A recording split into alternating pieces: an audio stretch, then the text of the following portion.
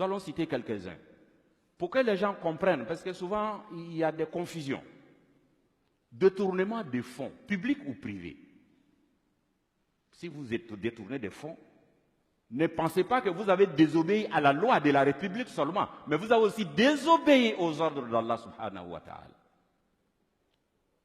Le faux monnayage, ceux qui fabriquent les faux billets et qui les injectent dans l'économie. Non seulement vous déstabilisez l'économie nationale, mais aussi vous encourez la colère d'Allah subhanahu wa ta'ala.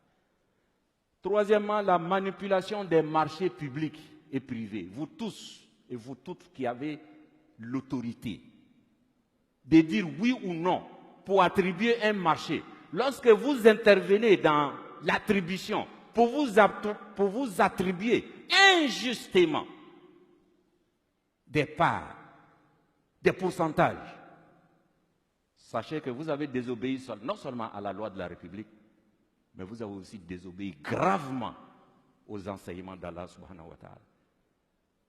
L'abus de fonction.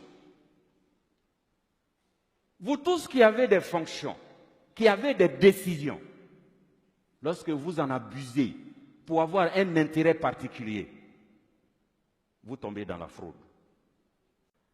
La richesse mal acquise constitue une barrière devant l'acceptation de vos œuvres que vous allez faire avec l'argent mal acquis. Vous prenez votre argent mal acquis, votre richesse, notre argent volé, vous allez à la Mecque. Dieu dit, je ne t'ai pas appelé, je ne t'accueille pas. Parce que l'argent que tu as pris pour venir n'est pas pour toi. Vous prenez l'argent sale, l'argent mal acquis, pour faire des sacrifices, en tentant ainsi un blanchiment spirituel de l'argent mal acquis. Oui, parce qu'il pense que quand il va voler 1 milliard, il va prendre 1 milliard et dire, bon, je vais construire des mosquées, je vais faire partie des gens à la Mecque, ils vont aller prier pour moi et puis c'est fini. La religion musulmane n'est pas ça. Il n'y a pas de blanchiment d'argent spirituel. C'est-à-dire le fait de faire le sacrifice avec l'argent volé ne le rend pas licite pour toi. Dieu n'accepte pas. Pourquoi? Parce que Dieu dit, Allah tayyib, Dieu est pur. Il n'accepte que les choses qui sont pures. Chers frères et sœurs,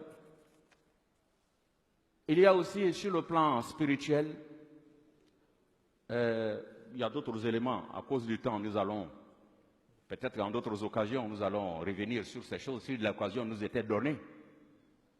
Il y a surtout la colère d'Allah.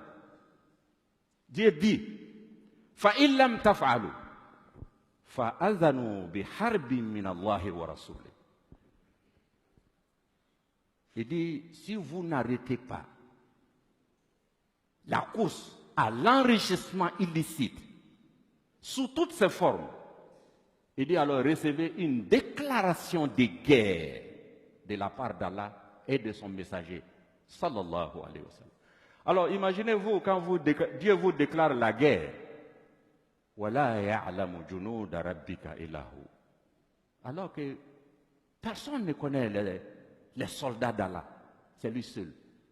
Ça peut être une maladie, ça peut être des inondations, ça peut être des incendies, ça peut être le fait même que les cœurs de vos citoyens ne sont plus ensemble.